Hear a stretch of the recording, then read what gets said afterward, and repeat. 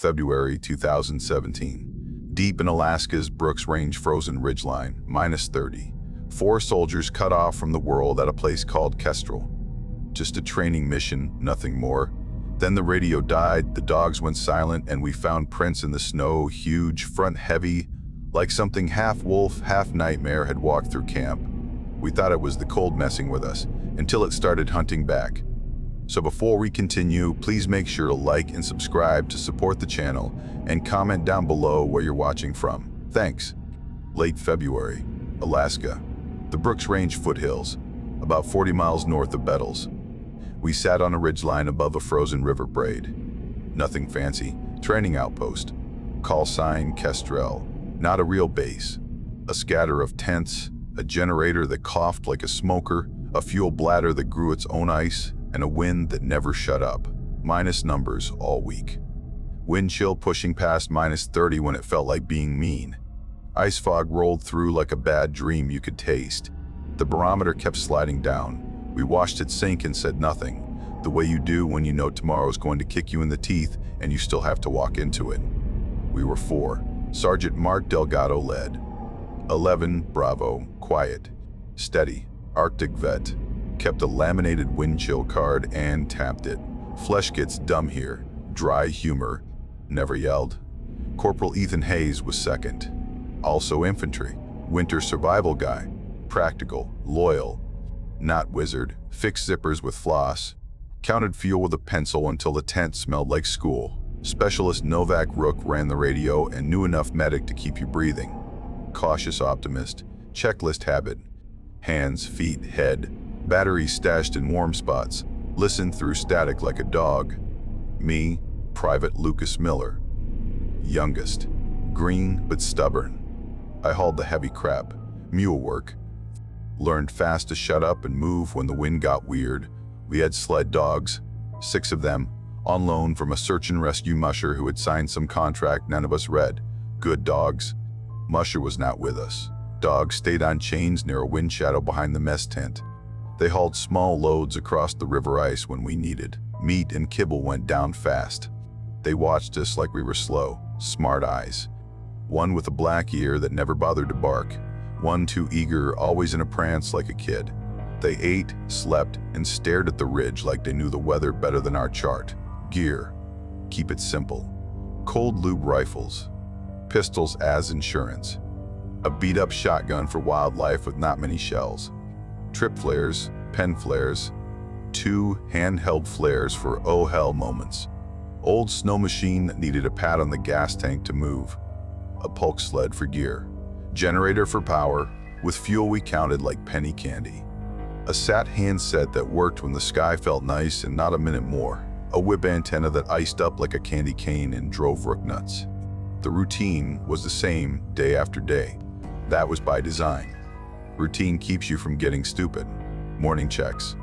Weather first. We read the little black line falling like it owed someone money. Hayes would fold the chart, tuck it in and say, buckle up. We checked fuel. We checked the generator line. We walked the perimeter with a stick and a headlamp in gray light that felt like a dream you can't wake from. We checked the tripwires and the stakes that the wind loved to rock loose. We checked the dogs. We scraped their bowls with gloved fingers and pretended we had more meat than we did. We came back in and steamed like horses. We dried socks over a line that sagged from the heat and our optimism. We ate. The mess tent smelled like diesel, coffee, and men. The generator thrummed through everything. The wind scrubbed snow off the ridge. You could feel it on the tent poles. The aurora was a smear some nights, more gray than green. It hung like a stain behind the clouds. We planned routes on the map with fingers because pencils snapped and pens froze. The river braid was our highway if the overflow ice did not get cute. The ridge gave us sight when it wanted to. We pushed small resupply runs to a marker downriver where a guard unit could scoop them later. We were training, yes, but it never feels like training when the cold is trying to take bites out of you. We did radio checks. Rook tuned in, out, up, down. Static. A few words from the relay when the clouds loosened their fists. A pop that might have been a voice and might have been the sky burping. He wrote down times. We've got a window at 0940-ish, he'd say, then grin when he knew he sounded silly with the ish. then stopped grinning when the ish froze into nothing. Delgado did his walks like a metronome. He would stop and point with a mitten to a naked patch of metal. "Touch that with bare skin and you will become attached for life," he'd say. He'd flash that chart again. -20 plus wind equals stupid fingers. We laughed, we nodded, we kept gloves on. We all had a story about metal and skin and the sound it makes when you part them. "You do not forget that sound." Hayes gave advice like a slow drip. "Rotate the batteries under your arm," he'd say, holding his armpit tight. "Don't put wet socks on the stove. They stink up everyone's life. Breathe warm air on your lenses, not spit. You're not a caveman." He taught me to blow across the lens, gentle, cheek warm, so the glass cleared for a second and I could see enough to shoot. It worked. It felt dumb. It was perfect. Rook had a habit. He'd pat his pockets like he was counting rosary beads. Radio, batteries, bandage, knife, pen, notepad, chocolate. Hands, feet, head, he'd say. We'd say it back. It felt goofy the first week. It felt like prayer by the second. I asked too much about frostbite. It scared me. I'd seen pictures, black toes, yellow blisters. I asked if the cold could crack bone. Delgado said bone was harder to hurt than pride. Hayes said black toes start white and dumb. Rook said hands, feet, head, and smiled. He was the optimist even when he was wound tight. I wanted to be like that. I pretended I was. The dogs breathed steam into the gray. Their chains rang. Their paws cut little crescents into the hard crust. Sometimes they barked at nothing. Sometimes they stared at the willow scrub and did not make a sound. I learned quick that barking was fine. Quiet was the thing that pressed at your ribs. Normal days ended with coffee that tasted like a dirty spoon. We dragged gear by the heater and pretended that diesel tang was some weird soup we all were in together. I slept with my boots close and my heart closer to the idea that this was all going to be a story I told later. I did not know yet what kind of story it would be. I was still young enough to think I got to choose. It started small. It always does. Little things that did not fit, but you can explain anything if you try hard enough, and it is easier to shrug when you are tired and cold. On a perimeter check, I found a snowshoe hare half buried near a drift. At first, I thought the wind had just tossed dead stuff around. Then I saw the head was gone. Not chewed, torn. The vertebra showed ragged in the hard light, like dry wood snapped. I have seen scavenger work that looked like a crime scene. This had that look, but the burying was clean and weird, like something had hidden it and got interrupted. I told myself fox, fisher, a hungry thing with no manners. I told myself to keep walking. We started seeing tracks the next day after the ice fog lifted a little. Not many, because the wind swung its broom and wiped the whole ridge every hour. But in pockets where sastrugi piled up, there were prints. Oversized, paw pads wider than my palm. 4 prints deeper and longer than hind, spacing odd, not a smooth gait. Like the front end was heavier than the back, some steps spaced farther than expected, a reach, like a long foreleg pulling weight. On hard crust, they barely dented. In soft pockets, the 4 prints punched in like a man's knee. Hayes squatted and measured with his glove. He didn't like it. He did not say bear or wolf. He said, huh. We pushed into willow scrub one afternoon to cut a little extra brush for a windbreak by the dogs. In the tangles, we found hair caught on the twigs. White hair, coarse, thick guard hairs, not fluff. We bagged some because it felt like the smart thing Rook would nag about. He nodded when we handed him the bag. "We can ask game guys later," he said, like later was a place we would go. The dogs knew before we did. They lifted noses and scented the wind off the river. No barking. Ears flat. Tails down. A low whine like a diesel with a bad belt. Then they went quiet, not fall asleep quiet. The other kind. I began to dislike quiet more than storms. At night, we heard a rumble far off, not a wolf chorus. I have heard that, and it will raise hair and make you feel small, but it is a sound you can name. This was lower. Chest deep. Short bursts like somebody coughed with a big chest and did not want to broadcast it. Then a bark, but wrong. Short. Harsh. Like a test ping. We told ourselves it was the wind talking. The wind talks. It does not say the same thing twice. This did. We argued because that is what you do when you are trying not to be scared. Delgado kept his voice flat. Deterrence, he said. We show we are a bigger pain than we are food. Hayes said ammo is not reindeer moss and we do not grow more by yelling at it. He wanted us to keep powder dry and keep trips up. Rook said bear maybe, mixed in with wolves. Bears do not read calendars. Sometimes they wake wrong. He had a point. I pulled out a laminated wolf track guide I carried like a cheat sheet. The sizes did not match clean. The print width on the guide didn't match what we saw. The gate diagram looked different. The fronts were too deep in our prints. The spacing went long, then short like a thing stalking and testing. I did not like any of it. I kept my mouth shut because I wanted to stay the mule and not become the mouth. The weather made everything worse. The pressure kept dropping. The antenna iced so fast we were chipping it every other hour. The radio range shrank. Rook had to rotate batteries under his armpits like a mama bird keeping eggs warm. He'd hand a battery off and say, "Your turn," and I'd tuck it under my arm and feel it like a small animal shivering there. The cold made metal sing. You could hear it ping and tick as it contracted. Some nights the river ice snapped and the crack went off like someone slamming a dumpster lid, flat and sharp, echoing through the valley. Then silence. The waxy, thick kind that comes before snowfall when the wind holds its breath. Dogs shifted on chains.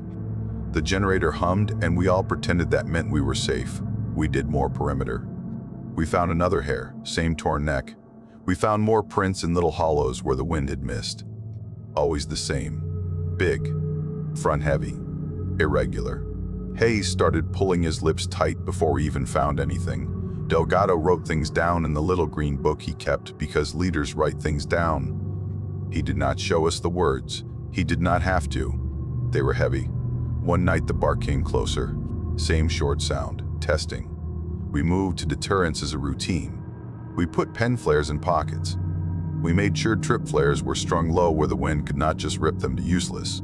We took turns standing near the dogs, just letting whoever was sniffing out there hear that we were awake. Nothing charged the light, nothing moved stupid. It felt like when you were in a bar and you can tell a fight is looking for a reason. But nobody throws the first punch because nobody wants the first hit. I do not like bars. I like that ridge less. You know the part in a story where the calm is over, even if folks are still pretending to drink their coffee like it is a normal day?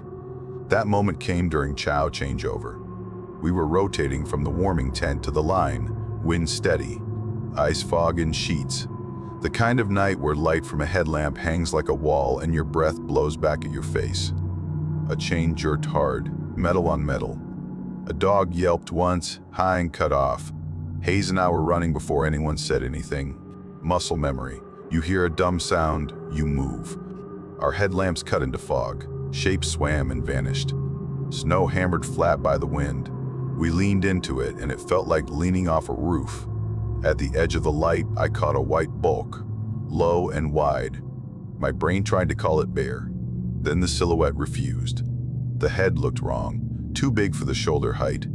The ears were small. The chest was thick and close to the ground like it had more front than back.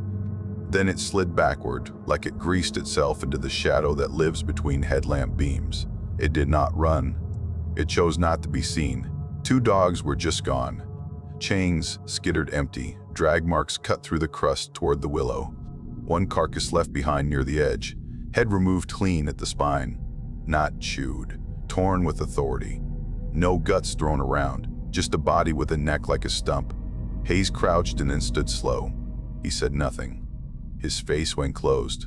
We walked the edge. I could see the track line and it made my gut sour. Asymmetrical.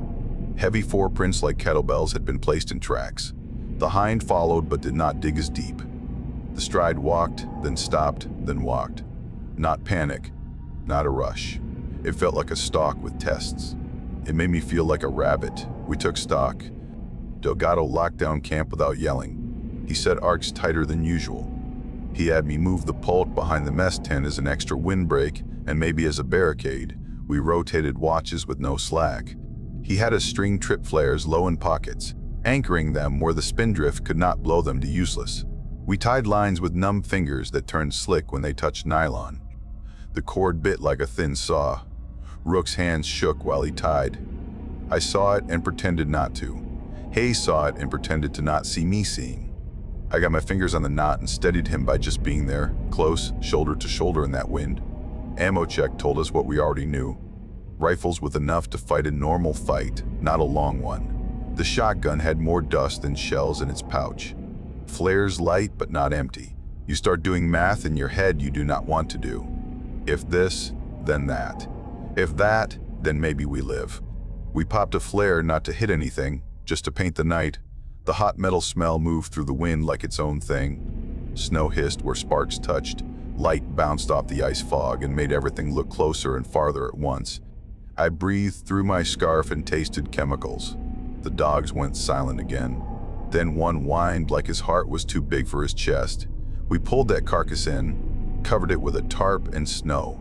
Not because we were squeamish, because bodies become reasons for other bodies to come back. We made a plan to burn dog food closer to the tent, to bait eyes toward the light and away from the chains.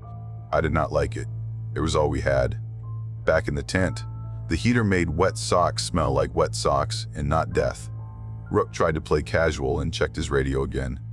Static, pops, a slice of a voice. Hold, weather, hold. He wrote it down. He did not look up. Delgado set the watch bill and said, "We do not go hero here. We contain. We signal. We signal. We wait for weather windows and dust off. We are not outsmarting the environment. We are surviving in it." He tucked the little green book away like it kept his ribs together.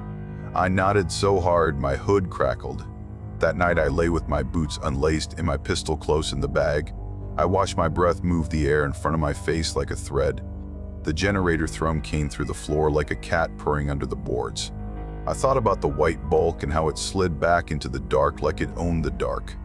I slept in a swallow, then woke, then slept, then woke. Every dream was white and too close.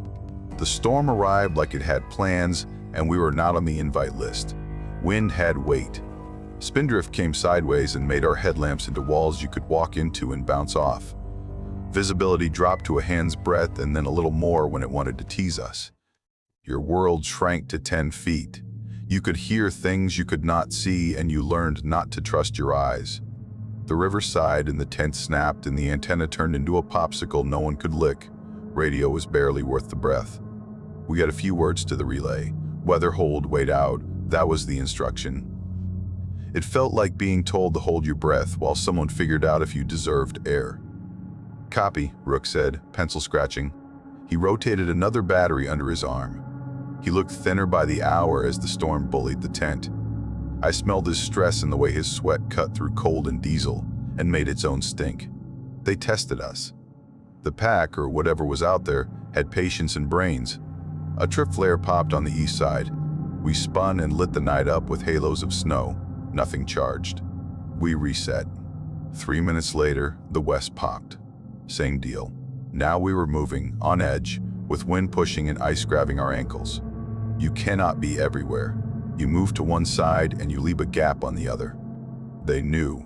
They timed the pops with gusts so the sound blurred and we could not pin it. We were being worked. Miller mind, that is what Hayes would call me when I looked like a deer kicked in a few times. I caught a pale shape ghosting across my peripheral vision and did not shoot because the math in my head said, weight, ammo, distance. "Did you see what you think you saw?" Delgado said, "Good. Not good boy, not a pat, just a flat good." That kept me human. At the generator shed, something tugged at the fuel line. Delgado and I got there, and the wind took my breath like it had paid for it.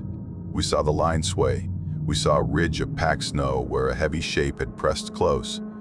Hayes later said he caught a sight-wide head, small ears, shoulders like someone put a barrel under a blanket. The rear dropped fast from that big front. Wrong for a bear. Wrong for a normal dog. He did not fire. He held. He did not like that he held. He told me later and laughed and shook his head and looked like a man who had stared at the ocean too long. We adjusted arcs. Every time we did, it made a new angle for something to slip through. We goose-stepped around the tents like we were herding ghosts. The animals out there exploited wind and micro-terrain like they had read the same playbook but wrote better notes in the margins. In a whiteout, wolves will press close. I have read that since. It is true. Put one that is larger than it should be at the front, and the rest get bold like drunks with a big friend. Our fingers went dumb. Rifle bolts got sluggish. Lube turned thick as bad gravy. Rook tucked magazines under his jacket, skin to metal, to keep springs from pretending they were dead fish. My eye fogged and then ripped loose when a gust got its hands on it. I yelled something dumb. Hayes barked, cheek-warm breath, and I did it, blowing across the lens, watching the cloud clear just long enough to see the ghost of the shape and the ghost of my own fear. The dogs went panic, then quiet. The quiet made me more scared than shouting. I could hear their nails scratch ice as they shifted and tried to make themselves into smaller animals. I wanted to unclip them and let them run. Delgado said no. He was right. 6 dogs running in a whiteout is 6 dead dogs, and maybe a dead man who tries to go after them. We found a caribou calf near the edge of our world when the flare lit a slice of snow into day. Small. Fresh kill. Head gone. Neck torn like the hares. But this was bigger, and it was closer to the perimeter. The snow around it told a story in hard letters. Multiple animals. Tight circle. One leading. No fear of the smell of men and fuel and burning flare residue. They were confident. They were not doing long probes now. They were pushing into our backyard and taking snacks. It made my scalp feel loose. Delgado made a move plan. At first light, he said, which felt like a joke because light had not been a thing for days. We moved down to the riverbed, crossed, and climbed that opposite ridge. We marked an LZ up there on survey. If weather breaks, they can pluck us. If it doesn't, we get height and a better angle on anything that wants to follow. We do the polk like a lifeline. We put chem sticks inside jackets so they stay warm. We drop them at intervals when we need breadcrumbs. He talked simple. We nodded. We packed. He listed. Rook wrote. Hayes checked knots. I felt the salt bite of sweat freezing in my shirt when the wind cut my armpits. We hissed at flares to keep them alive in the gusts. Tripwire caps popped like someone cracking their knuckles. The dogs scratched. The valley felt like a mouth. I tied another trip flare low and flayed my knuckles on a metal stake. The blood went sticky and then shiny and then felt like it had been there forever. My breath hit the scarf and came back at me hot and wet. I wanted to be anywhere else. Not home, not a bar. Just anywhere with walls that meant it. But the only walls we had were nylon and pride. We slept in shifts. We listened to the wind and the generator fight. Rook made a last call on the radio. Kestrel holds, he said, because that is what you say when you do not have a lot left, but you have not quit. I did not know that was the last time he would say anything on that radio. The generator coughed.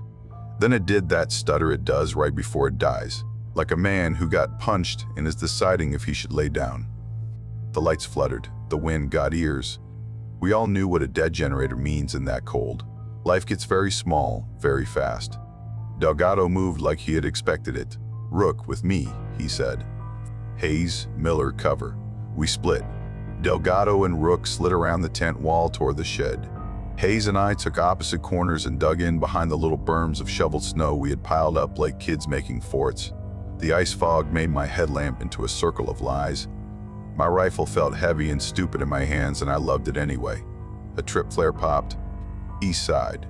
The world went red and pink and insane for a blink. Then as it cracked and hissed, I saw what I will see until I die. Things slingshotted the light edge, not charging headlong, skirting the line. White shapes low and wide, 2, 3, maybe. It is hard to count when snow blows in sheets and your eyes water and your heart is kicking your ribs. They split our focus like they had talked about it. Rook slipped on rimed ice by the shed. I saw his feet go out. I saw his legs kick like a man trying to run underwater. Then a white form hit him from a low angle, not from above like a leaping cat, but from the yard like a plow. I heard the sound of a hit that makes no sound, just air leaving a body and snow crunching like glass. Hayes fired controlled pairs like the book says. The wind moved the rounds. The snow soaked them. Light bent. I do not know. The shots did not drop it. Maybe he hit bad. Maybe he hit nothing but weather. Delgado turned to yank Rook clear, and that was when the second one came in from the flank. I caught a shoulder and a head, and then all white, and then nothing as it pulled back into the night with the same slippery ease. I snapped the shotgun up and fired once. The recoil felt like the only honest thing I had touched in hours. The The form flinched and vanished in the spindrift. No cry, no drama, just gone like it had stepped through a door. Delgado went under in a tumble that made my stomach cold in a way the air could not. I tried to move. The wind shoved me. Something tore at my leg. Hayes was shouting, but the sound shredded. I lost sight of Rook and found him again in the wash of flare light. Snow red, then white, then pink. His headlamp skittered away and spun like a lighthouse and then died. I crawled and the ice bit my knees through layers like I was naked. By the time I got close, Rook was shaped wrong. I cannot get cute with that. He was wrong. I do not have to draw it for you. Not a lot of gore. More like he'd been rearranged by something that knew where to pull. He did not make a sound at that point. That I am grateful for. I reached and then stopped. The light washed. It was a strobe and a cheat. I could not stay there. I could not bring him back. I hated my legs for listening to my brain when they remembered that lesson. Hayes took a hit to the calf, a bite that found meat under layers. He went down and his face went gray in the flare light. He cursed once, low. He bayoneted at a shape reflexively and I heard a sound then, a short yelp, not pain, more like annoyance. The thing pulled off. He dragged himself to a knee and I was at him then, hauling him up by his harness like he was a kid learning to skate. His blood was hot on my glove and then froze and turned my fingers into rocks. The generator died like a final joke. The silence had weight. The wind had us then. The flares hissed and popped and went dark one by one. Our world got small enough to hold in a hand. 2 men down, perimeter breached. The pack now knew the tent walls meant nothing. They knew we were 4, and now, maybe, 2. If they could count, it was their kind of math. Delgado did not answer when I yelled his name. There was a drag trail into Willow, and I do not write more about that. There is a point where details become cruelty. He was gone. That is the fact. Hayes got his breath back and lied, "I can walk." He could not far. He could wait the leg if he wanted to scream. He did not want to scream. He wanted to get out. We made the call without a vote. Exfil now. Before they settled into a siege and we became a buffet that has to sit and watch itself get eaten. Hayes slung an arm over my shoulder. I took his ruck onto the pulk, added extra magazines and flares, and the map with the bearing line, and cinched it all down with my hands so numb they felt like someone else's. The shotgun went over my back on a sling, my rifle in my hands. Pistol on my belt. Hayes gritted his teeth in a way that made his cheeks jump. He nodded once. We moved. The flare wash painted the snow pink. Blood froze in flakes that made the air taste like pennies. Hayes hissed air through them like an animal trying not to show the pack it is hurt. The generator's last cough died in my ears, and the wind filled the hole with a laugh. We left the camp to the dogs and the wind and the white. You think the worst thing is the fight. It is not. It is what comes after, when you know the fight is not over, and you are running on hope and a bearing line while the dark walks behind you and does not get tired. We moved at night because we had no choice. At first light, Delgado had said, but first light was a rumor, and we had a man to carry. I set pace with a compass and a slow boxy count so I did not rush and lose Hayes. I planted chem sticks in the snow at intervals, the ones we had kept inside jackets so they would glow. The wind ate them one by one. They lasted just long enough to make me feel like I was making a mark on the world. Then they went dim and mean and the snow swallowed them. The ridge line was a wall of moving white. The river down there groaned like an old door hinge in an empty house. The sound felt thick and close. Hayes got a pressure bandage onto his calf with hands that would not listen. I helped, and he pretended I did not. He started shivering in a way that scared me. Not the funny shiver, the deep one where the body is a bell someone keeps hitting. Bad sign. His breath came short and white. He kept trying to stand straight and then leaning into me. Pride is heavy. I carried both. Footfalls followed us. Not loud, soft. You would not hear them if you did not stop and let your heart get quiet. We stopped and they stopped. We moved and they moved. It is an old dance and we were learning the steps on the floor where the music never stops. At one point, on the ridge to our right, snow peeled off in a sheet and I saw a silhouette parallel to us, larger than the rest. Head carried low, front heavy. It did not sneak. It did not rush. It just walked with us like a bouncer walking a drunk out of a bar, kindly for now. My own hands went numb. Frostnip kissed my fingers even though I had done everything right. I rotated gloves.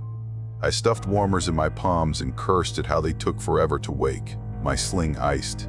My rifle bolt felt sticky even after I warmed it under my arm between steps.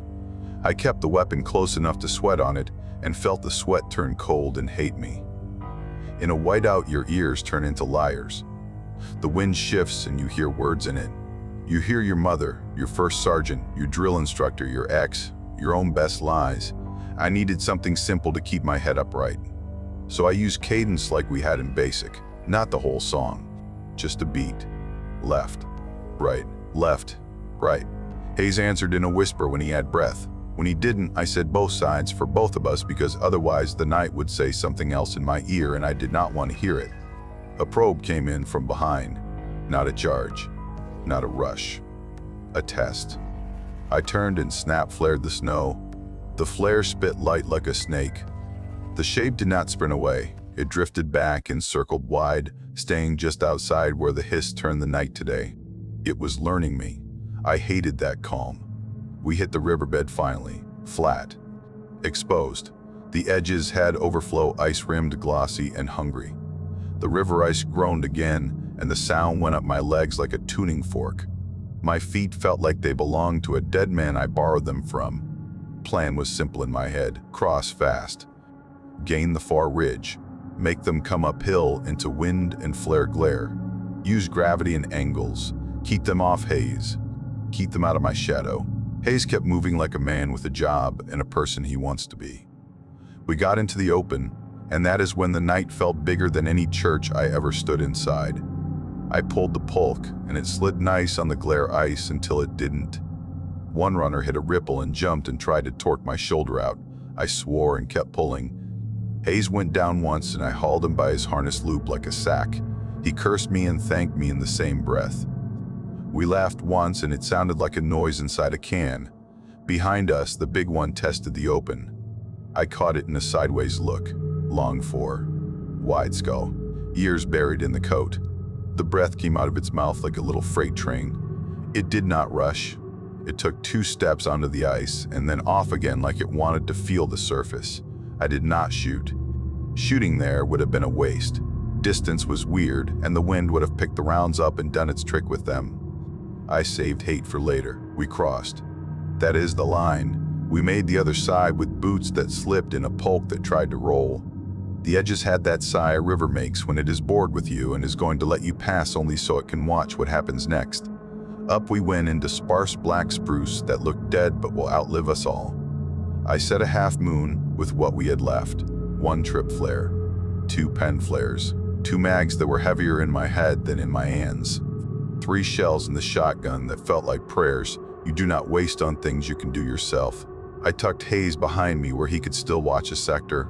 He put his pistol on his lap and chewed air like I had fed it to him in pieces and pinned his leg with a strap to keep it quiet.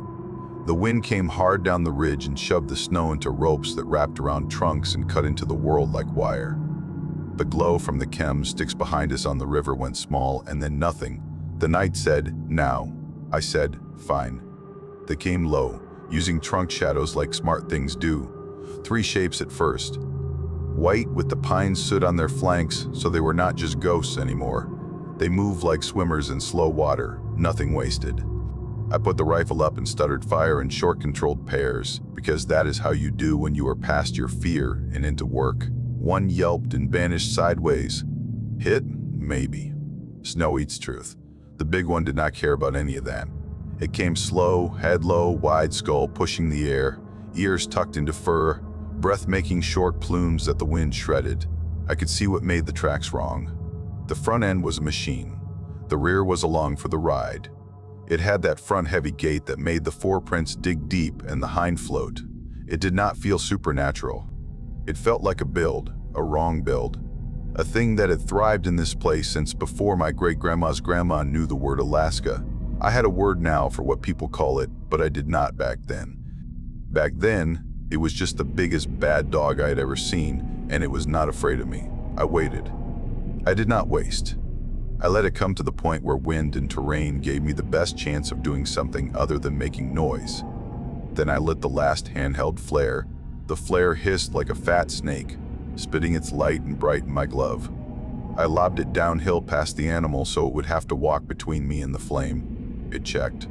Not fear, just a pause to reclock the world. The flare painted it from the side. I saw muscle in the forequarters like braided cable.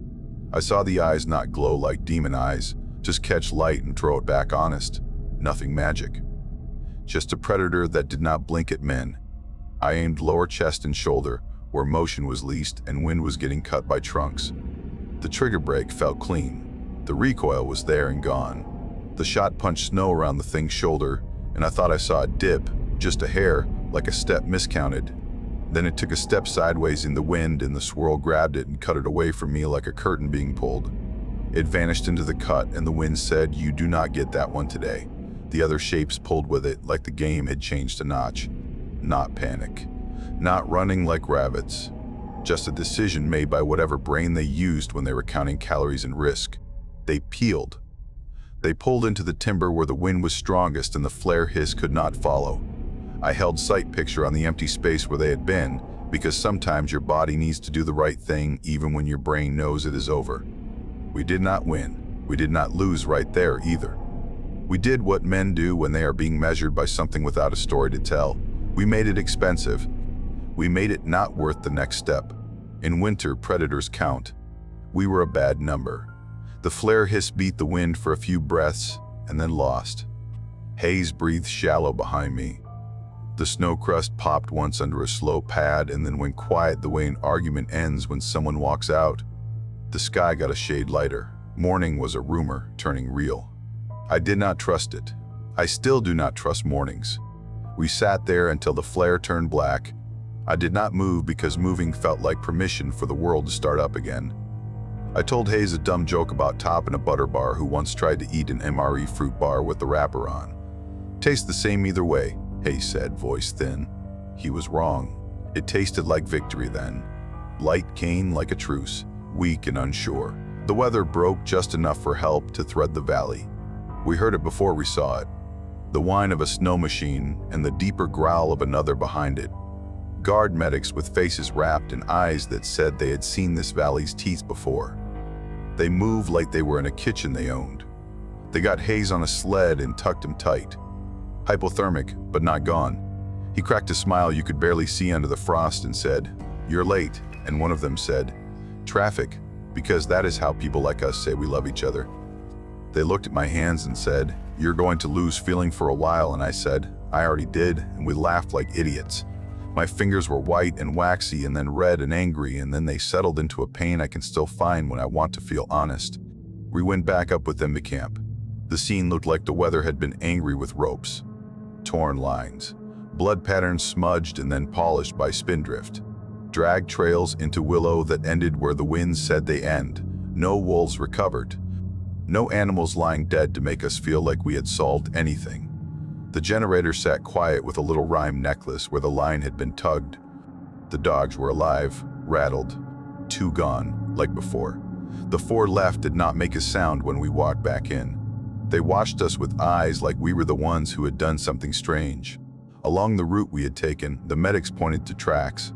Oversized, front-heavy signature, spacing that went long then short. The same story stamped in fresh snow. In a few spots there was a mist of blood where someone had nicked something. It stopped where the wind wiped the slate. No big pools.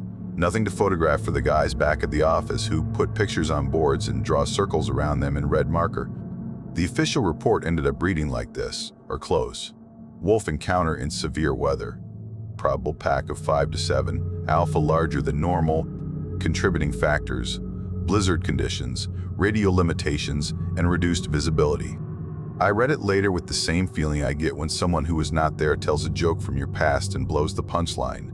It was not wrong. It was not right either. It was a square board trying to fit a mountain into a line. They asked me and Hayes if we wanted to say monster, or spirit dog, or legend. We did not. We are not that kind of people. We told them we saw wolves. Big, front-heavy, different. Bold in a way wolves get when winter goes on too long and men look more like meat than trouble. We told him a leader did the thing leaders do, make the rest believe. We told him that thing's head was wider and its gait was wrong, and it did not blink at flares or men like it should have. We told him it did not feel new. It felt like it belonged there, and we did not. That is the oldest story there is, and it does not need a name.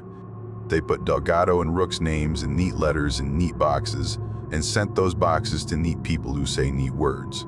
We held our own little service the way we do. We cleaned the places where they had been because you clean.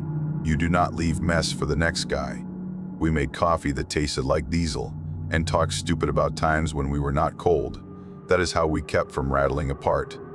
If you filmed it from the air, that valley would look like a sheep pulled tight over a sleeping giant, white to the horizon. The tracks we made and the ones that followed us thread back into timber like stitches in a wound that is already healing. You could pause the frame where the big prints swing wide into the cut and say something about legends. I will not. I do not need to. I remember the dog's breath steaming, the diesel tang that sat in the back of my throat for a week after, the generator's old man cough, the wind scrubbing the ridge until it shone, the aurora trying to claw through veils of cloud and failing and still trying again. I remember Delgado's voice saying, deterrence, and Hayes telling me to warm my lenses with my cheek, and Rook's dumb hands. Feet, head, beat. I remember the way the flares hissed drowned the wind for a second and made me feel like I mattered. Then the wind reminded me what was what. People like to ask me now, was it real? Was it a legend? I tell them winter makes everything bigger. Wolves get bold, men get small. Some animals are built wrong for the diagrams in our neat little guides. Some have heads like shovels and fronts that carry the rest of them through snow like they were born to be a wedge. You do not need to call it anything fancy. It does not care what you call it. It will still test your line. It will still pull at your fuel hose. It will still walk with you at the edge of your light and wait to see if you slip. We did not slip enough that night. That is the end of the story. But since you asked, and we are at a fire, and the snow outside this place is not going to pull you apart, I will give you the last thing I believe. Hayes believes it too. He said it once when the bandage was fresh and the morphine was a warm friend and the ceiling was turning into other ceilings he had known. It knew we were men, he said, and it was not impressed. I nodded. Because that was it, not a ghost, not a camp legend, just a thing that makes this place itself. Wide skull, small ears under a coat that takes wind like armor, 4 legs long, hind tucked in, paw prints that make you stop and read them with your heart. You can call it whatever makes you sleep better. I do not write that word. I do not need to. I still check my hands, my feet, my head. I still warm lenses with my cheek when the car windshield fogs too fast and I am late and the world feels like it wants to push me around. I still hear a flare in my sleep hissing. We got out. 2 did not. The wilderness closed over its own. That is what it does. That is what it will always do. So that's the end of our video. If you made it this far, make sure to hit like and subscribe. It really helps the channel and it's free. And if you want more terrifying encounters like this one, check out the other videos on screen right now. Thanks for watching and stay safe out there.